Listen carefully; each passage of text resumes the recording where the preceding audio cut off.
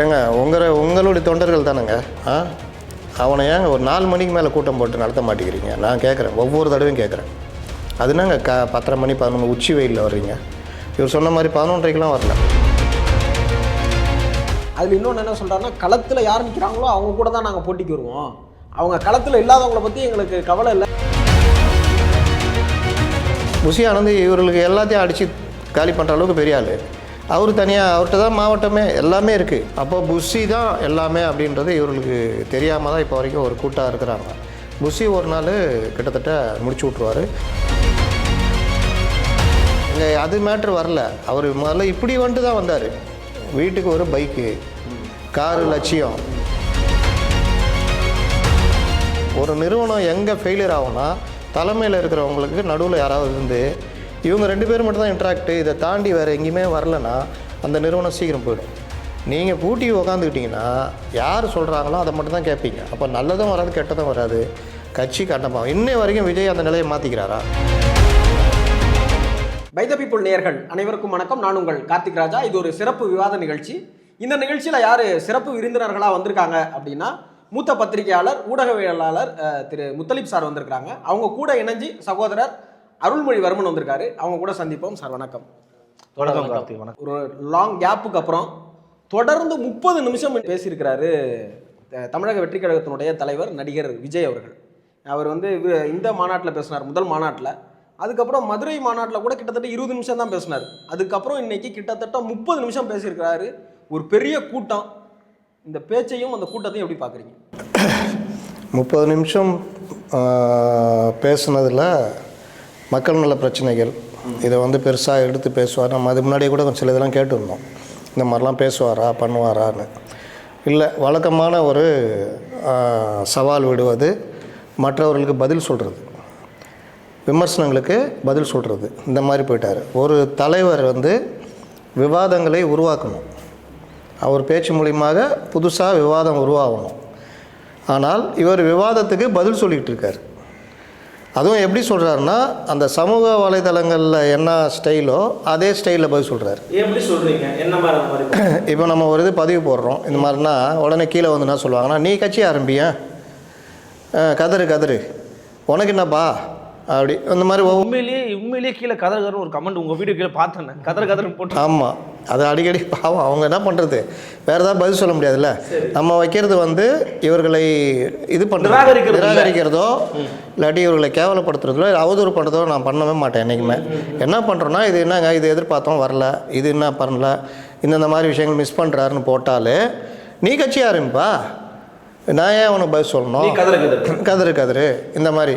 சரி, அது அவங்க தான் சொல்கிறாங்கன்னு பார்த்தா இவருக்கு போய் ஜான் எங்கே எழுதி வாங்கிட்டுருக்கிறார் போல்.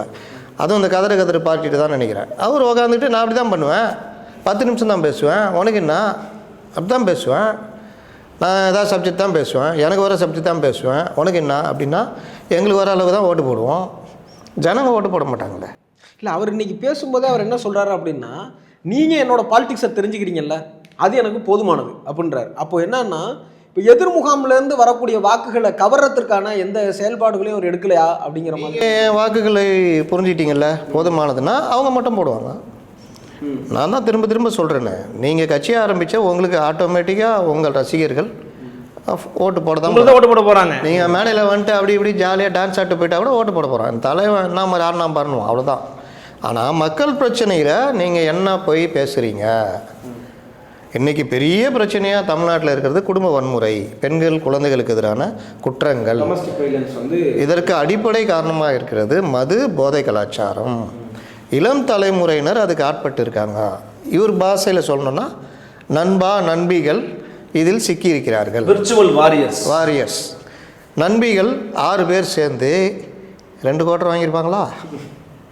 பார்க்கும்போதே ரொம்ப கஷ்டமாக இருந்தது. அந்த வீடியோ ஊற்றி கிளாஸ் ரூமில் உட்காந்து மது வருந்துறது. அப்போ இவருக்கு இயற்கையாகவே கோபம் வரணும். என்னடா நம்ம நண்பா நண்பிகள் இந்த மாதிரி மது போதைக்கு ஆளாகிறாங்களே, என்னடா குடும்பம் சீரழியுது, என்னடா கஞ்சாவுக்கு பின்னாடி போகிறாங்க, என்னடா மெத்துக்கு பின்னாடி போகிறாங்களேன்னு அதை பற்றி பேசணும். அன்புமணி உடனே அறிக்கை விட்டார். எல்லாருமே வருத்தப்பட்டாங்க. ஆனால் இவர் வழக்கம் போல் அதை பற்றி கவலையே பண்ணல. இதை தான் நான் திரும்பி பதிவு பண்ணுறேன். இவர்கள் எலைட் அரசியல் பண்ணுறாங்க. எலைட் அரசியல். ஆமாம், ஒரு மேலோட்டமான அரசியல். இவர்களுக்கு ஒரு மண் சார்ந்த அரசியல் வரலை, அதான் முக்கியம். ஏன்னா நம்ம ஒரு திரைத்துறையை சார்ந்த யாராவது ஒரு நடிகை ஒரு சினிமா ஒரு கட்சியில் சேரும்போது அவங்கள பேட்டி எடுக்கும்போது அவங்க பேசுறது பார்த்துருக்கீங்களா? இன்றைக்கி மக்கள் ரொம்ப கஷ்டப்படுறாங்க.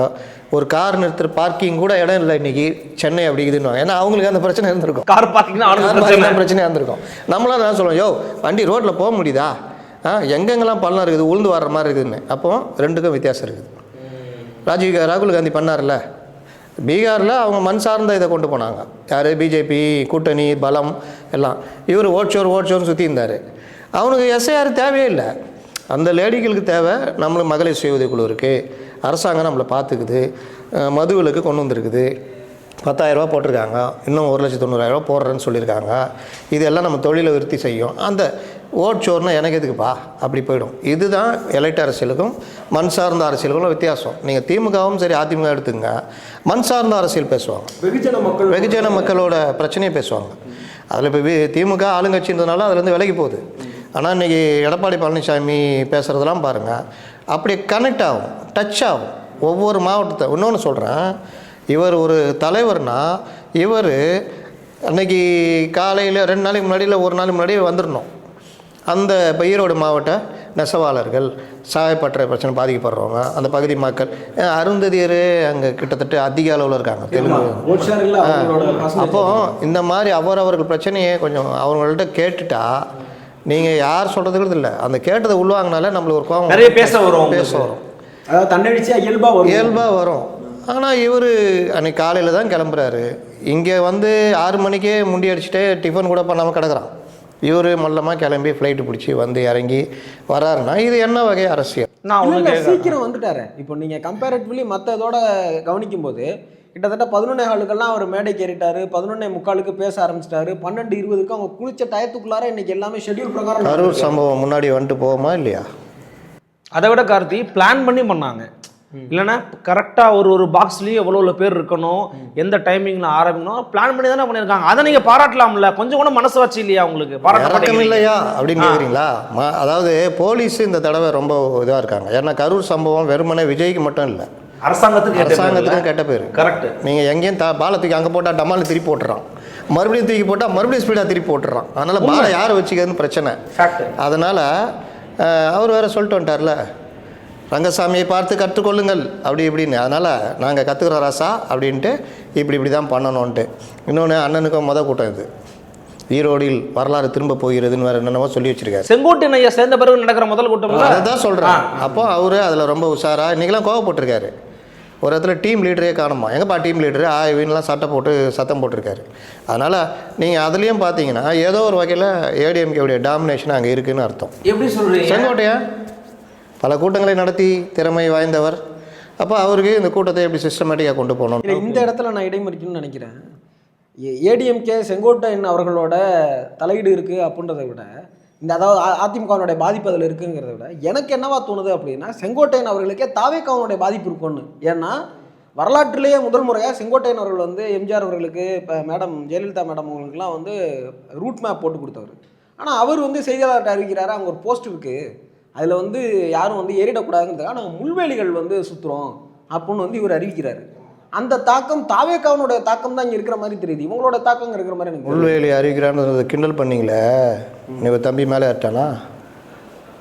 அவ்வளோ கும்பல்லே மேலே ஏறிட்டானா? மேலே ஏறி தம்பி இறங்கின வீடியோவை நீங்கள் எப்படி வைரல் ஆகிட்டு இருக்கான்னு பார்த்தீங்களா? அண்ணனே வந்து ஃப்ளோவை கட் ஆக்கிவிட்டான். அவன் ஒரு வகையில் எதிர்கட்சி மாற்று கட்சியாக சார்ந்தவனா இருப்பான்னு நினைக்கிறேன். ஃப்ளோவில் போய்கினேங்கிறாப்புல டப்புன்னு நிறுத்திட்டாப்புல. கீழே இறங்குன்றான்ல, நான் மறுபடியும் இப்படின்றான். இறங்கவே முடியல. கீழே இருந்து நம்ம தலைவர் கத்துனா அவர் கையில் மைக் இல்லை. அன்னைக்கு அந்த அம்மா பிடுங்கினாங்களா, அதில் அந்த மைக்கு அவங்ககிட்ட வாங்கவே இல்லை நினைக்கிறேன். அண்ணா புசியான தானே வாங்கவே இல்லை. அதனால் இறங்குனா லாஸ்ட்டில் முத்தம்லாம் கொடுக்குறேன்னு ஒரு ஒப்பந்தம் போட்ட பிறகு இறங்குறான். அதனால் அவர் அந்த இது ஓகே, அந்த கம்பி சுற்றுறது இதெல்லாம். செங்கோட்டையன் வந்து அந்த ஒரு சிஸ்டமேட்டிக்காக ஒர்க் பண்ணியிருப்பார்ல, நாங்கள்லாம் பார்த்துருக்கோம். கான்வாய்னா அவர் தான் முன்னாடி போவார், கான்வாய் வழி நடத்திட்டு போவார், அந்த இதெல்லாம் பண்ணுவார். ஆமாம், அவங்க ஜெயலலிதா எல்லா இடத்துலையும் ஒரே மாதிரி தான் பேசுவாங்க, ஒரே சப்ஜெக்ட் தான் பேசுவாங்க. இவர் இறங்கி அந்த கூட்டத்தோடு அப்படியே கலந்து நிற்பார், அப்படியே பேசிகிட்டு இருப்பார். அந்த பெண்கள்கிட்ட எல்லாம் மைண்ட் செட்டு என்னன்னு விசாரிப்பார், அப்படி பண்ணுவார். அதெல்லாம் பண்ணிகிட்டு இருப்பார். அது வந்து ஒருவேளை அவங்களுக்கு ஃபீட் பண்ணுவார்னு நினைக்கிறேன். அந்த வேலையை பண்ணுவார் அந்த கான்வாயில் போகும்போது. நான் நேரடியாக பார்த்தது அது. அந்த மாதிரி ரூட்டு போகிறதெல்லாம் இப்போ ஜெமினியே பார்த்துக்கோம். ஜெமினி ChatGPT பெர்ப்ளெக்சிட்டி அதுவே பார்த்துக்கோம். அதனால் அது அவுடேட்டடு. ஆனால் அவருடைய அனுபவத்தை இவர்கள் பயன்படுத்துவார்களா அப்படின்னு பார்த்தா நான் அதுக்கு உறுதி சொல்ல முடியாது. ஏன்னா இன்றைக்கே நடக்கலை. பட் அதான் கேட்குறேன், எப்படி நடக்கலை? ஏன்னா இன்றைக்கி அவர் வந்த பிறகு கட்சி வந்து ஒரு ஒரு ஒரு ஒழுங்கமைவோடு வந்து இருந்திருக்கிறாங்க. ஏதோ ஒருத்தர் ஏறிட்டாரே தவிர மற்றபடி எதுவும் நடக்கலை. அதே மாதிரி எல்லாரும் எவ்வளோ நேரம் பேசணுமோ அவ்வளோ குறுகிய நேரம் பேசியிருக்கிறாங்க.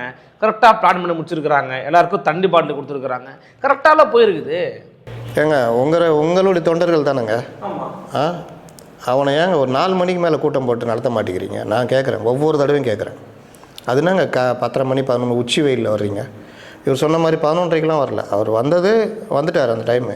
அவர் ஏறி மைக் பிடிக்கும் போது மணி 12:30 கரெக்டாக 12:35 முடித்தார். 12க்கு ஆரம்பித்து 12:35 முடிக்கிறார். அப்போது உச்சி வெயிலில் காலைல 6 மணிலேருந்து அவன் டிஃபன் சாப்பிடாம அப்படி அந்த உச்சி வெயிலே நிற்க வைக்கிறீங்களா? ஏன்? சாயங்காலம் பேசினா தப்புங்கிறீங்க, ராத்திரி வந்தால் தப்புங்கிறீங்க, விடிய காலம் வந்தால். தளபதி என்னதாங்க பண்ணுவாருன்னு ரசிகர்கள் கேட்குறாங்களா இல்லையா? தளபதிக்கு 5 கூட்டம் இருக்குது. இப்போ ஜெயலலிதா அந்த வேலை பண்ணாங்க. அது 2 பேர் மயக்கெல்லாம் போட்டு விழுந்தாங்க. பெரிய விமர்சனம் வந்துச்சு. எலெக்ஷனில் பெரிய விமர்சனம் வந்துச்சு. தர்மபுரியிலன்னு நினைக்கிறேன் ஒருத்தர் இறந்தாருன்னு சொல்லி பெரிய அளவில் ஏன் நடந்ததுன்னா, அவங்க ஒரு நாளைக்கு 4 கூட்டம் அட்டன் பண்ணுவாங்க. இந்த மாவட்டத்திலேருந்து பக்கத்து தொகுதிகளிலேருந்து எல்லாரையும் முன்னாடி உட்கார வச்சுருவாங்க. பார்த்துருக்கீங்களா? அந்த மேடையில் முன்னாடி உட்கார வச்சுட்டு இவங்க வந்து பேசுவாங்க. அப்போ ஒரு 2:30 மணிக்கு 3 மணிக்கு ஒரு கூட்டம் ஆரம்பிக்குன்னா அடுத்த கூட்டம் 4 மணிக்கு ஒரு இடம், 7 மணிக்கு ஒரு இடம், அப்படி போய் முடிச்சுட்டு போவாங்க. நீங்கள் பேசணுன்னு போகிறீங்க வீட்டுக்கு. அதை 4 மணிக்கு பேச வேண்டியது என்ன? 4 மணிக்கு போட்டிங்கன்னா ஒரு 5:30 6 வரைக்கும் டைம் இன்னொன்று குளிந்துடும். அப்போ கேட்குற மூடுகளும் இருப்பான். இன்னொன்று கொஞ்சம் நேரம் பேசலாம், 2 ஹவர் பேசலாம். ஆளுக்கு ஒரு பக்கம் ஒரு 20 நிமிஷம் பேசலாம் விஷயம் தவிர. ஏன்னா அவர் எதை பேசிட்டா சிக்கலாகிடும். அப்போ இந்த மாதிரி இது ஏன் பண்ண மாட்டேங்கிறீங்கன்னு கேட்குறேன். இதில் செங்கோட்டையனுடைய டாமினேஷன் இல்லைல்ல. அவர் இருந்தால் கேட்டால் சொல்லுவார், ஈவினிங்கில் போடலாம் பண்ணலான்னு. அப்போ அந்த மாதிரி இவர்கள் கூட்டம் போடுவதிலேருந்து, கூட்டத்திற்கான சப்ஜெக்ட் ரெடி பண்ணுறதுலேருந்து எல்லாவற்றிலையுமே ஃபெயிலியர். நீங்கள் சொல்கிறீங்க எல்லாருமே பேசலாம். இன்றைக்கி சப்ஜெக்டில் நீங்களே பார்த்துருப்பீங்க கார்த்தி, என்ன சொன்னார் அவர்? ஜெயலலிதா அம்மையார் சொல்லும்போதோ அல்லது ஐயா எம்ஜிஆர் சொல்லும்போது கூட நான் யோசிச்சு வச்சிருக்கேன், ஏன் இவ்வளோ ஹார்ஷா பேசுறாங்க, மேடம் ஏன் இவ்வளோ ஹார்ஷா அட்டாக் பண்றாங்க, மேடம் ஜெயலலிதா ஏன் இவ்வளோ ஹார்ஷா பேசணும்னு நினைச்சேன். ஆனால் இப்போ நான் சொல்றேங்க, திமுக ஒரு தீய சக்தி அதுவும் சொன்னாரா? அதுவும் மீமா அதிமுகவை காலி பண்ணிட்டாருன்றாங்க. அங்கேயே முடிச்சுட்டாருங்க அதிமுகவன்றாங்க. நீங்க எப்படி பாக்குறீங்க? அது சேர்த்து சொல்லிருங்க, இடைமறிக்கிறேன். அதுல இன்னொன்று என்ன சொல்றாருன்னா, களத்துல யார் நிற்கிறாங்களோ அவங்க கூட தான் நாங்கள் போட்டிக்கு வருவோம், அவங்க களத்துல இல்லாதவங்களை பத்தி எங்களுக்கு கவலை இல்லை, யாரை தானே சொல்றாரு, இக்னோர் பண்றாரு. யாரை தானே சொல்றாரு? நீங்க சொல்லுங்க, யாரை சொல்றாரு? ஏடிஎம்கே 2-3 பேர் தானே மோதுறது. சீமான் இருக்காரு, ஆனால் மைனாரிட்டி ஒரு 8%. அவர் சொல்றாரு 20% வாங்குவோன்னு, அது அவருடைய நம்பிக்கை. ஆனால் பிரதான கட்சிகளாக இருக்கிறது டிஎம்கே கூட்டணி 45%, ஏடிஎம்கே கூட்டணி 41%, 42, 41 வருது. இவர் அன்ப்ரூவ்டு, ஆனால் 25, 27 வானிலை அறிக்கை மாதிரி ஏற்றிட்டே போகிறாங்க. இன்றைக்கி மறந்துட்டார் போல் அவர் ஆதவர்ஜுனா. இன்றைக்கி அந்த windy.com எடுத்துகிட்டு வரல. வாயால் வர சொல்கிற டிஎம்கே இல்லை, செயலில் காட்டுற டிவி கேடா அப்படின்னு அவங்க இப்போ அவர் தலைவரே பேசுகிறார் மேடையில். யார் இவர் சொல்கிறாரா? ஆமாம். இல்லை, அவங்க செயலில் காட்டுறாங்கன்னா அந்த இத்தனை பர்சன்டேஜ்னு சொல்கிறாங்கல்ல, அதுக்கு என்ன ஆதாரம்னு சொல்லணும். இந்தந்த மாவட்டத்தில் இப்படி, அந்த மாவட்டத்தில்னு எதுவுமே இல்லை, அவராக சொல்லிக்கிறாங்க. இது ஒரு பார்ட்டு. அப்போ இவர் நாங்கள் தான் ஈக்குவல் அவர்களுக்கு, தாவேக்கா தான் திமுகவோட போட்டி அப்படின்னு சொல்லும் பொழுது மற்ற கட்சிகளை ஏன் விமர்சிக்கலை அப்படின்னு ஒரு கோபம் வருதில்ல, கேள்வி வருதில்ல. ப்ளஸ் திமுக தீய சக்தி, அது வந்து டெம்ப்ளேட் வேர்டுங்க. இப்போ இல்லைன்னா அது அதிமுக சொல்லிட்டு இருந்தது இவர் சொல்றாரு, நான் ஒரு அதிமுகவை இஸ் கார்னர் டு சம்பர், அதாவது ஒரு தள்ளிடுறாருல்ல அதிமுக அப்படின்றாங்க. தள்ளி நில்லுன்னு அவர் இச்சு பார்க்குறாரு. அவங்க இப்படி நிற்கிறாங்க. இந்த அன்பே வாழ சிவாஜி நாகேஷ் போய் எம்ஜிஆர்ட்ட சொல்லுவாப்புல, யோ போயா அப்படின்வாப்புல, ஏன் பிடிச்சி தள்ள அப்படின்வாப்புல, முடியல தானே சொல்கிறேன் போயா அப்படின்வாப்புல. அந்த மாதிரி கதை இது. அதாவது இவர் சொல்கிறாருன்னு வச்சிங்களேன், நீங்கள் ரொம்ப ஈஸியாக கம்பேர் பண்ணலாம். ஒரு கட்சி இயங்குகிறது என்றால் அந்த கட்சி டே டு டே ஆக்டிவிட்டீஸு, அறிக்கைகள், மேடை பேச்சுகள், தலைவர்கள் இயங்குவது, மக்கள் பிரச்சனை கையில் எடுக்கிறது, மண் சார்ந்த பிரச்சனை எடுக்கிறது, இது எல்லாம் பார்த்திங்கன்னா அதிமுக ஸ்ட்ராங்காக இருக்காங்க, பாஜகவும் ஸ்ட்ராங்காக இருக்காங்க. இந்த 2 பேர் கூட்டணி ஜெல்லாவாது ஜொல்லாவாதுலாம் சொன்னாங்க. இன்றைக்கி பக்காவாக இருக்காங்க. இன்றைக்கி கூட எஸ்பி வேலுமணி டெல்லி போயிருக்காரு. ஏன்? உங்களுக்கு ஓபிஎஸ்ஸை கார்னர் பண்ணி கொண்டு வராங்க. டிடிவியை இந்த பிரச்சனை காரணமான அண்ணாமலையை கூப்பிட்டு நீங்கள் தான் போய் கூப்பிட்டு வரணும்னு அண்ணாமலை தலையிலே தூக்கி போடுறாங்க. இன்னொரு பக்கம் எடப்பாடி பழனிசாமிகிட்ட பேசி ஒரு ஒற்றுமை காமிக்கணும். படம் காட்டினா தான் உளவியல் ரீதியாக மக்கள்கிட்ட அதிமுக பலமாக இருக்குதுன்னு கொண்டு போகணும். அதை பண்ணணும். பீகாரில் பண்ணணும், சக்ஸஸ் இங்கே பண்ணணும் அப்படின்றாங்க. என்ன கேட்டால் நான் தோத்துட்டு பேசியிருந்தேன். அவர் சொல்கிறாரு, நான் சொன்னேன் டிடிவிலாம் ஓட்டு இருக்குதுன்னு ஏன் இவங்க இவ்வளோ கவலைப்படுறாங்க, கழட்டி விட வேண்டியதானே. இல்லை, நீங்கள் டிடிவி பார்த்தீங்கன்னா அந்த டெல்டாவில் ஒரு குறிப்பிட்ட அளவுக்கு ஒரு இது இருக்குது. டிடிவியே அதிமுக கூட இருக்காரு அப்படின்னா அது வந்து ஒரு பெரிய பலத்தை கொடுக்கும். இந்த கூட்டணி ஆமாம், அந்த கெமிஸ்ட்ரி ஒர்க் அவுட் ஆகும். இந்த கூட்டணி ஜெயிக்கும்ன்ற நம்பிக்கை மக்கள்கிட்ட சிம்பாலிக்காக வந்து அந்த உளவியல் தாக்கத்தை ஏற்படுத்துறதுக்கு பிஜேபி ட்ரை பண்ணுது. அதுக்கு எடப்பாடியை சம்மதிக்க வைக்கிறாங்க. இங்கே பிரச்சனை எங்கே வருதுன்னா டிடிவியும் ஓபிஎஸும் தான். அவங்களா ஒரு ரோல் எடுத்துகிட்டு பண்ணுறாங்க. அப்போ நீங்கள் பொறுமையாக இருங்க, நாங்கள் பார்க்குறோன்றாங்க. இந்த வேலை இன்றைக்கி எஸ்பி வேலுமணி போகிறாருன்னா அவர்கிட்ட இந்த அண்ணாமலை டிடிவிட்ட பேசிட்டு வந்தது இந்த மாதிரி விஷயங்கள்லாம் பேசுவாங்க. இன்னொரு பக்கம் அமித்ஷாவே சென்னை வந்து தங்க போகிறாரு. ஆமாம், அவர் அது தனி, அது வர்றது போகிறது. சென்னையில் முகாமிடுகிறார் மே மாதம் வரைக்கும், அந்த ஏப்ரல் இது தேர்தல் வரைக்கும். அப்போது வாரத்தில் ஒரு நாள் இங்கே தங்கி ஒர்க் பண்ணுறது.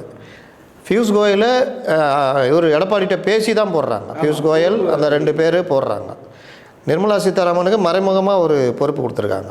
அண்ணாமலையை தலையில் தட்டி அந்த வார் ரூம்லாம் க்ளோஸ் பண்ணி இனி பாசிட்டிவாக தவிர வேறு எதுவும் வரக்கூடாதுன்ற அளவுக்கு லாக் பண்ணுறாங்க. இது எல்லாமே பார்த்திங்கன்னா இந்த கூட்டணி எவ்வளோ ஸ்ட்ராங்காக போய்கிட்டு இருக்குன்னு தெரியும். அன்புமணி ராமதாஸை உள்ளே கொண்டு வரதுக்கான வேலைகள், இது ஊர்கள் ஜான் பாண்டியன், கிருஷ்ணசாமி, தேமுதிக, இது எல்லாமே கிட்டத்தட்ட வந்துடும். இன்னொன்று சொல்கிறேன், ஏதோ ஒரு சேனலில் அங்கே பேசிகிட்டு இருக்கிறாங்க விஜய் கூட. விஜய் இப்போ நீங்கள் சொன்னீங்கல்ல அந்த மாதிரி சாரி என்டிகே கூட்டணிக்கு வரதுக்கு விஜய்கிட்ட பேசி அதான் நானும் கேட்க வந்தேன். உள்ள என்ன சொல்கிறீங்க? மருங்கன்றேன். நான் என்ன சொல்கிறேன், இல்லை இன்னைக்கு கூட நீங்கள் பார்த்தீங்களா?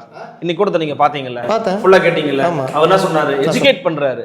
நம்ம கொள்கை எதிரியாரு பிஜேபி, அரசியல் எதிரியாரு திமுக, கொள்கை எதிரியாரு பிஜேபி, திரும்ப திரும்ப சொல்கிறவர் போய் இன்னொரு சேனலில் பேசுகிறாருன்னா என்ன சொல்லிட்டார்ல.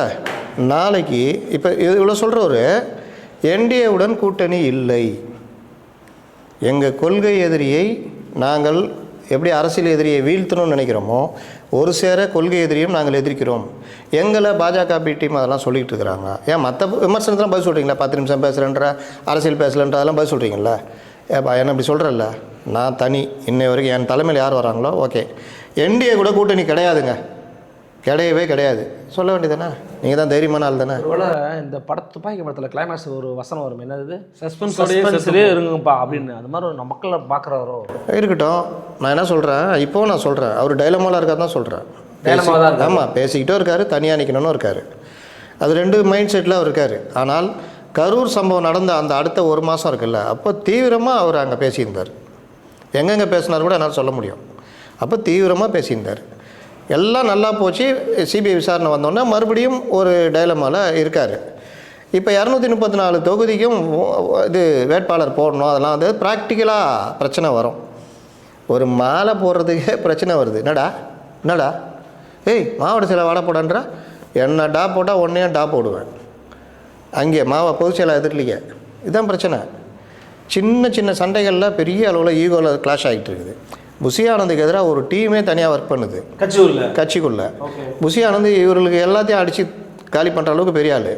அவர் தனியாக, அவர்கிட்ட தான் மாவட்டமே எல்லாமே இருக்குது. கட்சியுடைய அமைப்பே அவர்கிட்ட தான் இருக்குது. விஜய் அவர்கிட்ட தான் இருக்கார். அப்புறம் என்ன, அப்போ புஷி தான் எல்லாமே அப்படின்றது இவர்களுக்கு தெரியாமல் தான் இப்போ வரைக்கும் ஒரு கூட்டாக இருக்கிறாங்க. புஷி ஒரு நாள் கிட்டத்தட்ட முடிச்சு விட்ருவார். அதனால் இவ்வளோ பிரச்சனை இவர்கள் மத்தியில் இருக்குது. அப்போ இவ்வளோ பிரச்சனையை வச்சுக்கிட்டு இவர்கள் வந்து தங்களை முதன்மை சக்தின்னு காமிச்சிக்க ட்ரை பண்ணுறாங்க. அதற்கு இவர் தன்னை காமிக்கணும்னா களத்தில் இல்லாத சக்திகள்னு அவர் சொல்லணும். அதுதான் பிரச்சனையை தவிர இல்லை சொல்லிட்டாரு அவர். நீங்கள் பார்த்தீங்களா கார்த்தி, அவர் ஒரு வார்த்தை சொல்லுவார் அவர். அதாவது இல்லாதவங்க பற்றி நான் பேச மாட்டேன், களத்தில் இல்லாதவங்களை பற்றி நாங்கள் எதுக்கு பேசணும், ஆனால் எதுக்கு பேசணும், சொல்றாரு அவர் சீமான சொல்றாரா, விஜய் இவர் எடப்பாடி பழனிசாமி ஐயாவை சொல்றாரா, இல்லை யார் தான் சொல்றாரு? இப்போ நீங்கள் பார்த்தீங்கன்னா சீமான் ஒரு 8% இருக்கார். அவர் நம்பிக்கை நான் ஒரு 20% வருவேன்னு சொல்கிறாரு. அது அவருடைய முயற்சி. அது இன்றைக்கி அரசியல் சொல்ல எப்படி சொல்ல முடியாது. 4 முனை போட்டி தான். ஆனால் ஒரு பக்கம் 45% கூட்டணி கட்சி பலமாக இருக்கிறோன்னு சொல்லிக்கிட்டு இருக்கிற திமுக கூட்டணி, இன்னொரு பக்கம் 41% பலமாக இருக்கிற அதிமுக கூட்டணி, மற்ற எல்லாரையுமே உள்ளே கொண்டு வந்துக்கிட்டு இருக்கிறாங்க. நம்ம ஏற்கனவே சொன்னது இங்கே இன்னும் நிரூபிக்கப்படாத சக்தி. ஆனால் இவர் என்ன ஒரு இதை கருத்தை கொண்டு வர பார்க்குறாருன்னா, நாங்கள் தான் பிரதான சக்தி, களத்தில் இல்லாத பற்றி நான் பேசலைன்னு. ஏன் இதை சொல்கிறாருன்னா, இவர்கிட்ட இந்த நெருக்கடி ஒன்று வந்துக்கிட்டே இருக்குது. பிஜேபி கூட கூட்டணி போகிறீங்களா, என்டிஏ கூட போகிறீங்களான்னு. அதுக்கு நேரடியாக இவரால் பதில் சொல்ல முடியல. இல்லை என்டிஏக்குள்ள போல தான் சொல்றாரு. எங்க சொன்னார்? ஏங்க இன்னைக்கு கூட சொன்னாரு, என்ன சொன்னார்? நம்முடைய அரசியல் எதிரி திமுக, கொள்கை எதிரி பாஜக. அப்ப என்ன பொருள்? 2 பேருடைய கூட்டணி இல்லைங்க. அரசியல் எதிரி, கொள்கை எதிரின்ற வார்த்தைகள்லாம் ஒரு டெம்ப்ளேட் வார்த்தைகள். நாளைக்கே அரசியல் எதிரியான திமுகவை வீழ்த்துவதற்கு இந்த பிரதான சக்தி அவர்கள் பலம் வாய்ந்தவர்களாக இருக்காங்க. நாங்கள் இவர்களோட கைகோர்க்கிறோம். இது தற்காலிக ஒரு இதுக்காக இவர்களை வீழ்த்துவதற்காக, அதற்காக நாங்கள் அரசியல் கொள்கை எதிரியும் கைகோர்க்க தயாராக இருக்கிறோம் அப்படின்னு எதிர்பார்க்குறீங்க சொல்லுவாருங்க. ஆமாம், இல்லை சேர்ந்தால் சொல்கிறதுக்கு சொல்கிறேன். சேர்ந்தால் இருக்கிறோம். கலைஞர் சேர்ந்திருக்காரு, யார் சேரல? அதனால உதாரணம் இருக்கு, அதனால நாங்களும் சேர்ந்தோம் அப்படின்னு ஒரு நாளைக்கு சொல்லலாம். இன்னொன்று கொள்கை எதிரினாலும் இன்றைக்கும் மாறுபட்ட கருத்து இருக்கிறது. பல்வேறு விஷயங்கள் நாங்கள் முரண்படுகிறோம். எப்படி எடப்பாடி பழனிசாமி அதிமுக பாஜக பல்வேறு விஷயங்களில் முரண்பாடு இருக்கிறதோ, ஆனால் நாங்கள் கூட்டணி இருக்கோம் சொல்கிறாரோ, அதே கருத்தை தான் நாங்கள் சொல்கிறோம் அப்படின்னு சொல்லிட்டு அவர் சொல்கிறதுக்கு வாய்ப்பு இருக்குது. நான் சொல்ல வர்றது என்னென்னா, இது அதனால தான் இந்த மாதிரி சொல்லிக்கிறார் அவர். என்டிஏ கூட கூட்டணி இல்லைங்க. டிஎம்கே அரசியல் எதிரி. அரசியல் எதிரி தான் முதல்ல வீழ்த்தப்பட வேண்டிய கடமை இருக்குது. அது நாங்கள் செய்கிற அதே நேரத்தில் கொள்கை எதிரியான என்டிஏ கூடயும் எங்களுக்கு கூட்டணி இல்லை. நீங்கள் சொல்கிற மாதிரி பாஜக கூட பிடிவி அவங்களோட கூட்டணி அது எதுவுமே கிடையாது. நாங்கள் எங்களுடைய பாதையில் நாங்கள் போகிறோம். என்டிஏ கூடயும் கூட்டணி இல்லை, இவங்களோடையும் கூட்டணி இல்லை. இதுதான் எங்கள் நிலைப்பாடு அப்படின்னு அறிவிக்க சொல்லுங்கள். ஏன் அறிவிக்க மாட்டேங்கிறாரு? இல்லை இப்போ நீங்கள் சொல்லும்போது தான் சார் எனக்கு என்ன ஆகுதுன்னா, இதை தான் சார் அவர் அட்ரஸ் பண்ணுறாரு. நான் பாருங்கள், நான் காஞ்சிபுரத்தில் ஒன்று பேசிட்டு வந்தேன், இவங்க புரிஞ்சுக்க மாட்டேங்கிறீங்க. புரிஞ்சுக்கிறாங்க, நீங்க தான் புரிஞ்சுக்கலங்கிறாரு அவரு. நீங்க என்ன சொல்றீங்க? ஏங்க நான் எல்லாத்தையும் கரெக்டா சொல்லிட்டு வரேன், தப்பு தப்பு தப்பா, நான் விஜயோட மொழியிலே சொல்றேன், தப்பு தப்பு தப்பா புரிஞ்சுக்கிறாங்க. என்னங்க சொன்னேன்? உங்களுக்கு வீடு இருக்கா? இல்ல. சொந்த வீடு இருக்கா? இல்ல. வாடகை வீடு தானே இருக்கீங்க? ஆமா அப்படிங்கிறாருல்ல. அப்போ அவர் தான் அதை தப்பாக புரிஞ்சுக்கிட்டார். காஞ்சிபுரத்தில் அவர் பேசுனது எது கிண்டலுக்குரியதாக மாறியது அப்படின்னா, வீட்டுக்கு பைக்கு, கார் வாங்குற அளவுக்கு லட்சியம் அப்படின்னாரு. எல்லாரும் படிச்சிருக்கணும்னு சொன்னாரு. அதையும் சேர்த்து சொல்லுங்கண்ணா. டிகிரி வாங்கியிருக்கணும் எல்லாரும்னாரு. எல்லாரும் டிகிரி வாங்கணும்னு ஒவ்வொரு குடும்பத்திலையும் ஒவ்வொரு லட்சியம் இருக்குது. ஒவ்வொருவரும் பட்டாதாரி ஆக வேண்டும். அதிலும் பிற்படுத்தப்பட்ட பட்டியலின மக்கள் கண்டிப்பாக பட்டாதாரி ஆக வேண்டும். அப்படி பட்டாதாரி ஆவதற்கான முயற்சியாக முதல் தலைமுறை பட்டாதாரிகளுக்கு அரசு வேலையில் குறிப்பிட இது நாங்கள் பண்ணுவோன்னு ஆரம்பித்தது கலைஞர் 70களில். இன்னைக்கு 50, அப்போ நீங்கள் பிறந்ததே இல்லை, பிறக்கவே இல்லை. இன்றைக்கி 56 வருடங்கள் கழித்து இன்றைக்கி அதே கருத்தை சொல்கிறீங்க. நல்ல விஷயம். அவர் சொல்கிறது கரெக்டு தான். எல்லாருக்கும் வீடு கொடுத்துட்டேன்னு சொல்கிறாங்க. சொன்னால் எல்லாருக்கும் வீடு இருக்குதா? இல்லை. அப்போ நாங்கள் அந்த கருத்தை வைக்கிறோம். எல்லோரும் படிக்கணும்னு சொல்கிறோம். எல்லோரும் பட்டதாரி ஆகிட்டாங்களா? இடைநிற்றல் இருக்குது. அப்போ அது சொல்கிறோம். பொருளாதார ரீதியாக வளரணும்னு சொல்கிறோம். அதெல்லாம் ஓகே. அங்கே அது மேட்ரு வரல. அவர் முதல்ல இப்படி தான் வந்தார். வீட்டுக்கு ஒரு பைக்கு, காரு லட்சியம். அதற்கான பொருளாதாரத்தை உருவாக்குவதற்கு நாங்கள் பண்ணுவோம். அதை பிடிச்சிக்கிட்டு அவரை தளபதி விஜய் அவர்களை நீங்கள் சம்பவம் பண்ணுறீங்கன்னு இப்போ அவர் தொண்டர்கள்லாம் வருத்தப்படுறாங்க. இதை ஒன்று பிடிச்சிக்கிறாரு முத்தலீஃப் அண்ணன், மற்றதெல்லாம் பற்றி பேச மாட்டேங்கிறாரு. ஏன்னு சொல்கிறேன்னா, காரு லட்சியம்னு சொல்கிற இடத்துல சோறு லட்சியம்னு வரணும். ஏன்னா மண் சார்ந்த அரசியல் என்னென்னா, அவர் அன்னைக்கு காஞ்சிபுரத்தில் பேசுகிற அந்த டைமில் தான் டெல்டா பிரதேசங்களில், டெல்டா மாவட்டங்களில் விவசாயிகள் விளைபொருட்கள் மழையில் சீரழிஞ்சு கொள்முதல் நிலையங்களை அமைக்காமல் 2 மடங்கு விளைச்சல் இருந்தும் அது வீணாக போனி அவன் கண்ணீர் விட்ட கதையை பலரும் பார்த்தாங்க. எடப்பாடி பழனிசாமி நேராக போயிட்டார். அவர் தான் ஸ்பாட்டுக்கு முதல்ல போனவர். ஆமாம், இவர் துணை முதல்வர். அதனால் நேராக போயிட்டு அவர்கள் கொடுத்த பேப்பரை படிச்சுட்டு கொள்முதல் நிலையத்தை மட்டும் பார்த்துட்டு வந்துட்டார். நிலங்கள் போய் சொல்லிட்டார் டக்குன்னு. ஆமாம், நிலங்களுக்கும் போகல. அப்போ இந்த மாதிரி நடந்த பொழுது இவர்கிட்ட ஒரு அறிக்கை சும்மா அப்படி இதே மாதிரி தான் ஒரு மேல்போக்கா விவசாயிகள் பாதிக்கப்படுகிறார்கள் அவர்களுக்காக அப்படி தான் வந்துச்சு தவிர ரொம்ப நுணுக்கமான இது வரல. ஒரு சீமான்கிட்ட வந்த ஒரு அறிக்கை மாதிரியோ ஒரு அன்புமணி ராமதாஸ் அறிக்கை மாதிரியோ அன்றைக்கி வரல அவருக்கு. சரி, இந்த காஞ்சிபுரத்தில் போய் பேசும்பொழுது இந்த விஷயத்தை பேசித்தாருன்னா சோறு மேட்ரு மக்கள்கிட்ட போய் ரீச் ஆவீங்க. நீங்கள் கார் பேசுகிறீங்க. கார் யாருக்குங்க தேவை? கார் முதல்ல எல்லாருக்குமே ஆசை இருக்கும் கார் வாங்கணுன்னு. ஆனால் நீங்கள் இன்றைக்கி பேசுகிற நிலைமையில அது ஒரு பைக்கு நிச்சயம்ன்றீங்க, ஒரு பைக்கு 90,000 ரூபா. இன்றைக்கி எல்லாம் ஒரு ரூபா ஆன் ரோடு வந்து 1.25 ரூபா வந்துடுது. அப்போ 2.5 கோடி குடும்பம் கரெக்டா, இன்ட்டு 90,000 ரூபா. ஏங்க உரிமை தொகை 1000 ரூபா கொடுக்குறதுக்கே கஜானா காலியாகி நாக்கு தள்ளுது. அப்போ இது நான் என்ன சொல்கிறது, இவர்கள் எந்த நாலேஜில் சொல்கிறாங்க? பைக்கு கார் சொன்னீங்கல்ல, கிண்டல் அடிக்கப்பட்டதில்ல. இன்றைக்கி அதை சொல்லுங்கள், நான் சொன்னேன் பைக்குன்னு சொன்னேன் கிண்டல் அடிக்கிறீங்க, அப்போ அதுக்கு ஒரு விளக்கம் கொடுங்க. காருன்னு சொன்னேன் கிண்டல் அடிக்கிறீங்க, அப்படி விளக்கம் கொடுங்க. நீங்கள் அப்படி சொல்லியே வீடுன்னு சொன்னேன் கிண்டல் அடிக்கிறீங்க. எல்லாருக்கும் வீடு இருக்கா? நீங்கள் கட்டி கொடுத்தேன்னு சொன்னீங்க, ஆமாம் உண்டு தான். எல்லாருக்கும் வீடு இருக்கா? இல்லை. அதற்காக நாங்கள் யோசிக்கிறோம். வீடு கூட யோசிக்கலாம், ஏன்னா ஒரு குடும்பத்துக்கு ஒரு வீடுன்றது எல்லா குடும்பத்துக்கும் சொல்ல மாட்டாங்க. அதுக்கு ஒரு வருமான வரம்பு வைப்பாங்க. அப்புறம் மத்திய அரசுடைய நிதி இருக்குது, அது எல்லாம் சேர்த்து வீடு கட்டிட்டு வருவாங்க. அந்த மாதிரி இருக்கும். பிரதம மந்திரியா இருக்கட்டும், வீடு வழங்க முதலமைச்சர் கலைஞர் கருணாநிதி பண்ணி கொடுத்துருக்கு, பண்ணிக்கிட்டு இருக்கலாம். அதை நான் இன்னும் கொஞ்சம் இம்ப்ரூவ் பண்ணி அந்த தொகையை உயர்த்துவோம். இப்போ 5 லட்சம் இருக்குதா, நான் அதை 8 லட்சம் ஆக்குவேன், அது என்னுடைய தேர்தல் அறிக்கை. இல்லை 10 லட்சம் ஆக்குவேன், அப்படி சொல்கிறது வேறு. ஏன்னா ஒரு குறிப்பிட்ட பயனாளிகளுக்கு மட்டும்தான் செலவு பண்ணுவோம். ஒரு வருஷத்துக்கு இந்த வீடு கட்டுறதுக்கு இவ்வளோ நிதி ஒதுக்குவோம், அவ்வளோதான் ஒதுக்குவோம். ஆனால் எனக்கு என்னென்னு காரு பைக்குன்னு அறிவிச்சா மகளிர் உரிமை தொகை மாதிரி ஆகிடுது இல்லை? இல்லை, அவர் சொன்னார் கவனிச்சிங்களா, இலவசங்களை நான் எதிர்க்கல. அதாவது இலவசங்களை சொல்ல நான் கொச்சையாக நினைக்கிறேன். அதுக்கப்புறம் சலுகைகளை நான் எதிர்க்கவே இல்லை. மக்கள்கிட்ட இருந்து பணம் வாங்குறோம் வரியா, அந்த வரியை வாங்கி மக்களுக்கு செய்யறது எப்படி இலவசமாகும்? எங்கேயோ கேட்ட குரல் மாதிரி இது. அங்கேயோ கேட்ட குரல் தான் எனக்கு தோணுது. உங்களுக்கு தோணுதா? சீமான் அவர்கள் பேசினாரு. ஆமாம், ஜான ஆரோக்கியசாமி யாரு? கொஞ்சம் அந்த அவங்களோட நெருக்கமானவர் தான், அண்ணனுக்கு நெருக்கமாக இருந்தவர் தான் அவர். எங்க எழுதி வாங்கியிருப்பார் தம்பி, ஏதாவது தம்பிகிட்ட கொடுத்துருப்பாரு. தம்பி 2 வசனம் அண்ணனுடைய வசனங்களை சேர் பல மேடையில் பேசியிருக்காங்க. நல்லா புரிஞ்சுங்க. சீமான் இன்னைக்கு பேசலாம் ஓகே. விலையில்லா மிக்சி, விலையில்லா மடிக்கணினி, விலையில்லா கறவை மாடு, யாருங்க சொன்னது சொல்லுங்க? இலவசன்னு சொல்கிறத மாற்றினது யார்? அப்புறம் என்னமோ இன்றைக்கி இவர் கண்டுபிடிச்ச மாதிரி பேசுகிறாரு. அது கிடையாது. இப்போ மக்களுடைய வரி பணம் மக்களுக்கு அவர்கள் வாழ்க்கை தரம் மேம்படும் வரையில் ஏதோ ஒரு வகையில் அதை பயன்படணும். இங்கே உரிமை தொகைக்கும் கறவை மாடுக்கு மேலே வித்தியாசம் இருக்குது. கறவை மாடு ஒரு வீட்டுக்கு ஒரு மாடு போகுதுன்னா பால் கறந்து விற்கிறது மூலிமா தினசரி வருமானம், பொருளாதாரம் உயருது. சுயசார்பு பொருளாதாரம், தற்சார்பு பொருளாதாரம் உயரும். 1000 ரூபா நீங்கள் என்ன கொடுத்தாலும் அவன் வரும்போதே செல்லில் டிங்குன்னு வந்தோன்னே தீன் ஓட்டுவான். அங்கே தான் இருக்குது பார்கோடு போட்டு 1 குவார்ட்டரோ 2 குவார்ட்டரோ வாங்கிட்டு மீதியை வச்சுக்கோ நீன்னுவான். உனக்கு 500 எனக்கு 500ன்னுவான். அப்படியே இல்லைனாலும் 5 பேர் கொண்ட ஒரு குடும்பத்துக்கு 2 நாள் செலவு இது 1000 ரூபான்றது. இன்னொன்று, கரண்ட் பில் கட்டுறதுக்கு போன தடவைலாம் நாங்கள் 1500 ரூபா கட்டியிருந்தோம். இப்போ 4500 ரூபா. சரி, ஒரு உரிமை தொகை 1000 ரூபா போடுவார், இன்னும் 2000 ரூபா எங்கேயாவது வாங்கி சேர்த்து போடுவோம். இப்போ அப்படி தானே ஆகிட்டாரு. 1000 ரூபா எங்கே கொடுக்குறீங்க,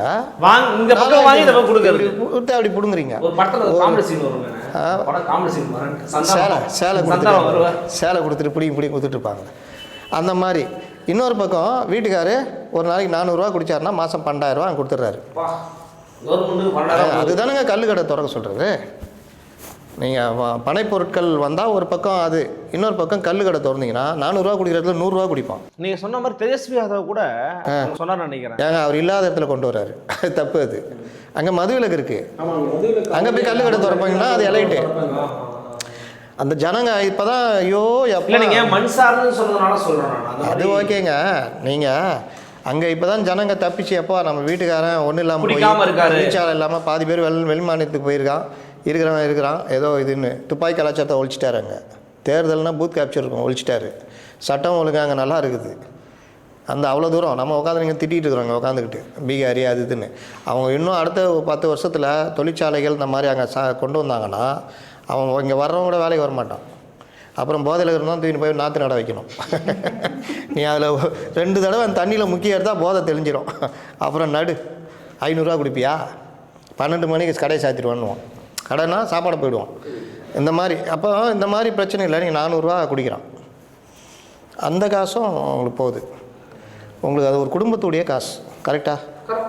இதுதான் இன்றைக்கி நிலமை. அப்போ நீங்கள் என்ன 1000 ரூபா கொடுத்தாலும் அது ஒரு இது இல்லை. அப்போ இதுக்கெல்லாம் மாற்று நான் என்ன சொல்கிறேன், அதுதாங்க விஜய்கிட்ட எதிர்பார்க்குறது. இதுக்கெல்லாம் மாற்று நிறைய 1000 ரூபா கொடுக்குற இவர் என்னென்னா ரிப்ளிகா டிஎம்கே என்ன இப்போ அந்த அறிக்கை ஒன்றுமா அவன் அறிக்கை விட்டுக்கிறான்ப்பா, எழுப்பா மேலே இருக்கிறத கீழே போடு, கீழே இருக்கிறத மேலே போடு, ரைட் போடு. சரி, நீங்கள் இவ்வளோ சொல்கிறீங்க. அவர் தெளிவாக ஒன்று கேட்டார், நீங்கள் பார்த்துருப்பீங்க கார்த்தி. சினிமா டைலாக் பேசுகிறேன், சினிமா டைலாக் என்னை பேசிட்டு நீ முதலமைச்சர் நீங்களே அதுதானே பேசுறீங்க, என் கேரக்டரையே புரிஞ்சுக்க மாட்டேங்கிறீங்க. எந்த டைலாக் சிலப்பதிகாரத்துலேருந்து தான் எடுத்தீங்க, என்ன அடி அடிச்சாரு பார்த்தீங்களா? உதயநிதி ஸ்டாலின் வந்து அவர் வந்த புதுசில் ஒரு நண்பர் மூலிமா நான் அவருக்கு ஒரு விஷயம் சொன்னேன். உதயநிதி அவர் ஆமாம், நேரடியாகவே சொன்னேன். அவர் நண்பர் மூலிமா, அவருக்கு ஞாபகம் இருக்குமா இருக்கா தெரியாது, 2019 ஒரு தப்பான ஒரு விஷயத்தை பதிவு பண்ணுறாரு. அவருக்கு யாரோ கொடுத்துருக்காங்க, அதை பதிவு பண்ணுறாரு, கைத்தட்டெல்லாம் வருது. நான் இப்போ சொல்கிறேன் தப்பான விஷயம் சொல்கிறாரு. ஏன்னா ஜெயலலிதா விஜயகாந்த் பண்ண இதை பார்த்து ஜெயலலிதா பயந்துட்டாங்க சட்டசபையில்ன்றாங்க. நான் அங்கே இருந்தவன், நீங்கள் ஸ்பாட்டில் இருந்தவன். அந்த தொடர் முழுதுமே நான் அந்த ஆண்டுகள்லாம் நான் சட்டசபை செய்தியாளர்.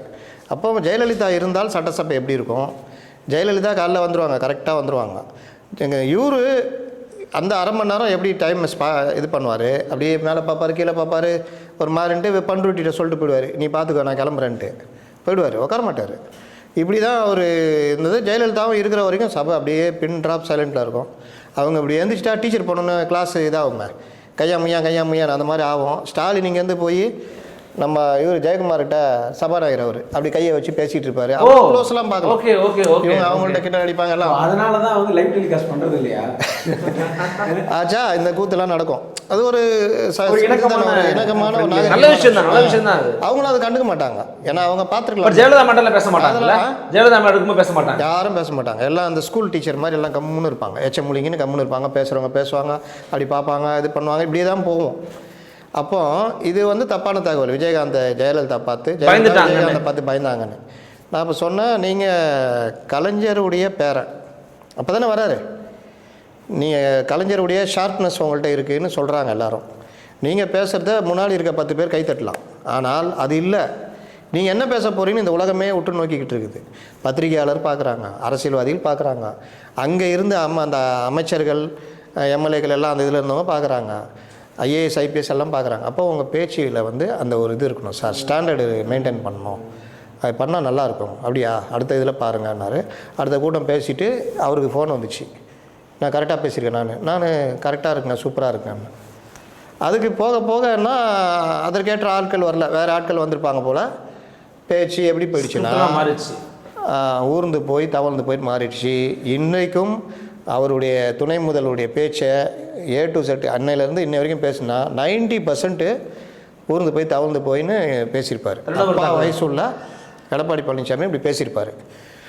இதுக்கு எடப்பாடி பழனிசாமி, ஏன்பா நான் அப்படி தான்ப்பா போனேன், வந்தேன்ப்பா, நின்ட்டேன்ல, நான் கேட்க அரசியலில் பேசுங்கப்பா அப்படின்னு அப்படி பேசிக்கிட்டே இருந்தார். ஒரு கட்டத்தில் அவர் ஒரு வார்த்தையை சொல்லிட்டார்.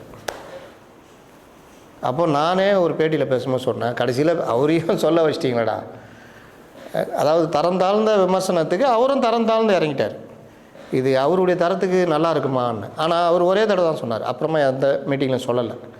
அப்போ நம்ம என்ன சொல்கிறோன்னா, ஸ்டாண்டர்ட் மெயின்டைன் பண்ணணும் தலைவர்கள். சேம் இதே தான் முதல்வர் பேசுகிறாருன்னா அவருடைய ஸ்டாண்டர்டை கரெக்டாக மெயின்டைன் பண்ணணும். அவர் போயிட்டு என் கேரக்டரையே புரிஞ்சிக்க மாட்டீங்கன்னா அந்த எழுதி கொடுத்தவனை கூப்பிட்டு 2 அறை விடணும். நான் சிஎம்டா, ஒரு கட்சிக்கு தலைவர். இல்லை சிஎம் பண்ணதும் தப்பு, விஜய் பண்ணதும் தப்புன்றீங்களா? ஆமாங்க, ஆமான்றோம். நீங்கள் தான் வருங்கால தலைமுறைக்கு இவர்களுக்கெல்லாம் வழிகாட்டே இருக்க போகிறீங்க. நான் விஜய் அதை தானே விமர்சனம் வைக்கிறேன். பிளாஸ்ட்டு பவள விழா பாப்பான்றீங்க. பவள விழா பாப்பான்னு 75 ஆண்டு கால ஒரு இயக்கத்தை எப்படி நீங்கள் சொல்ல முடியும்? அது என்ன வார்த்தை? பாப்பாவா? ஒரு இயக்கத்தை பாப்பான்னு சொல்லுவீங்களா? பாப்பா போட்டால் தாப்பால் உள்ள படிச்சிருக்கேன், ஞாபகம் இருக்கா? அப்போ படத்தில் வர காமெடி. ஆமாம், அந்த புக்கு படிப்பார் ரஜினிகாந்த். அந்த மாதிரி அவங்க பனையூர் பாப்பாங்க கூட ட்ரெண்ட் பண்ணிட்டு இருந்தாங்க. அதை தான் சொல்கிறேன். நீ எனக்கு கேவலமாக திட்டுப்பா, நான் ஒன்று அதோட கேவலமாக. இன்னைக்கு அவரும் சொன்னார், எனக்கு நான் மோசமா பேச நினைக்காதீங்க, பேசுவேன் ஆனா பண்ண மாட்டேன், ஆனா பண்ணக்கூடாதுன்றது. அது அவர் வந்து நான் அரசியல் பேச மாட்டேன்னு நினைக்காதீங்க, என்னால் சாதாரண மக்களுடைய பிரச்சனை வரைக்கும் இறங்கி பேச முடியும். அது சொல்லிட்டாரு, நான் தான் எல்லா ஊர்லேயும் போய் மாவட்டம் தோறும் அரசியல் தாங்க பேசிட்டு எல்லாமே பேசுகிறேன், ஏன் அதெல்லாம் அவங்க அரசியல் கிடையாதா, ஏன் அதெல்லாம் அவங்க பிரச்சனை கிடையாதுன்னு கேட்குறாரு. ஆமாங்க, காஞ்சிபுரம் போனார், இங்கே நெசவாளர்கள் கடுமையாக பாதிக்கப்பட்டிருக்கிறார்கள் அப்படின்ட்டாப்ல. அப்புறம் பாலாறுலேருந்து இந்த மாதிரி மணல் கொள்ளை அடிக்கிறார், 4800 கோடி அங்கேயே அடிச்ச மாதிரி சொல்லிட்டாப்ல.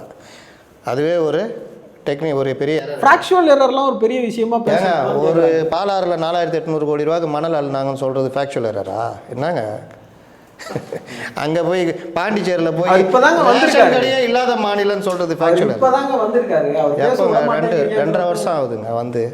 இப்போதான் கார்த்தி இவ்வளோ நேரம் இது ஒத்துக்க மாட்டேன் கார்த்தி, இப்போதான் வந்தாலும் ஓவரா இருக்கு கார்த்தி. ஆனால் 2.5 வருஷம் இதுன்னு அமெரிக்காவுக்கு இது பாகிஸ்தானுக்கு இந்த பீஸ்ட் படத்தில் விமானம் எடுத்துட்டு இல்லை. ஆனால் கார்த்தி சொல்கிற மாதிரி அங்கங்கே நேரிடக்கூடிய பிழைகளை ஒரு பெரும் குற்றமாக நம்ம நிறுவ முயற்சிக்கிறது சரி. குற்றமாக சொல்லுங்க, குற்றமாக சொல்லலை.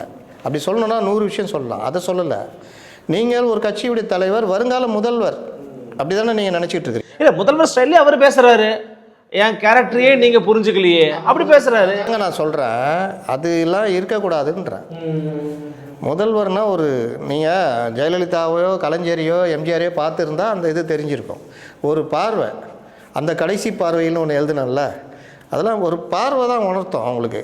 நீங்கள் ரொம்ப நேரம் பேசினா கூட ஒரு பார்வை, சிரிச்சிட்டே பார்ப்பாங்க, அங்கே பேப்பர் போயிடும், அம்மா கண்டிக்கிறாங்க அப்படின்றோம். அப்போது அது அந்த மாதிரி ஒவ்வொரு விஷயமே ஒரு இந்த இதெல்லாம் சொல்கிற ப்ராஜெக்ட்டு மெட்ரோ 2 இதுவும் ஃபெயிலியரு. ஏன் ஃபெயிலியரு?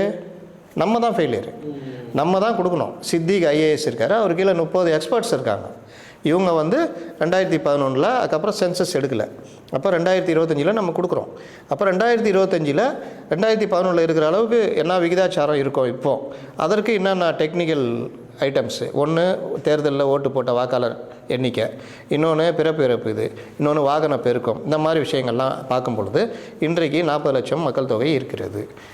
அப்புறம் ரோடு இது பண்ணுறதுக்கு 40 அடி வேணும், மேக்ஸிமம் 60 அடி இருந்தால் கூட ஓகே. அப்போ தான் இந்த டயா 36 அடி ஓட்டை போட முடியும்.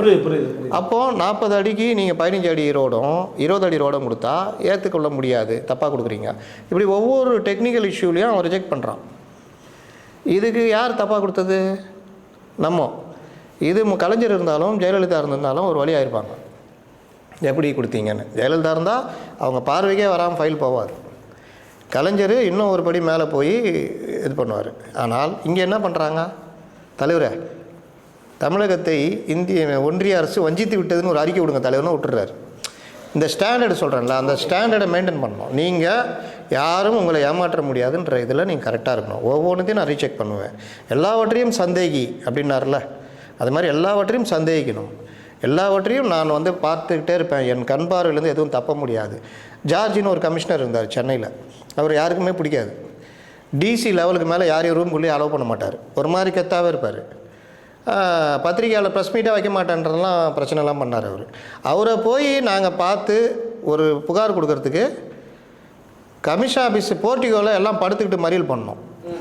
நான் பார்க்க மாட்டேன், அடிஷ்னல் பார்க்க சொல்லுனார். நீ தான் பார்க்கணும், நீங்கள் தாங்க பார்க்கணும் கமிஷனர். ஏன் நீங்கள் என்ன பார்வைக்கு அப்பாற்பட்டவரா?